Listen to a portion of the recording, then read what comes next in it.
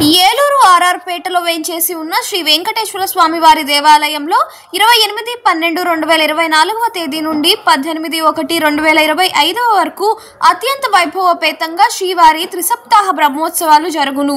27/12/2024 సాయంత్రం 4 గంటలకు ఏలూరు శాసనసభ్యులు శ్రీ బడేటి చంటి గారితో రథోత్సవం మరియు 28వ తేదీ ఉదయం 9:16 బ్రహ్మోత్సవాలు ప్రారంభం.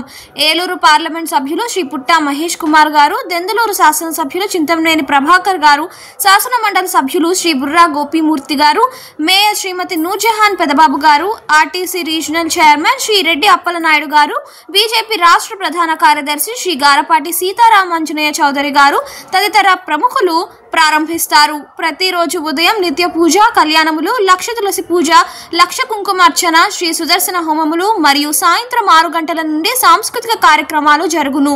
భక్తులు విచ్చేసి స్వామివారి కృపా కటాక్షములకు పాత్రులు కావాల్సిందిగా కోరుతున్నాం. స్వామివారికి విరాళములు ఇచ్చి తగిన రసీదు పొందాలని విజ్ఞప్తి. ఇట్లు శ్రీవారి సేవలో సతీష్ కుమార్ నల్లూరి, కార్యనిర్వహణాధికారి.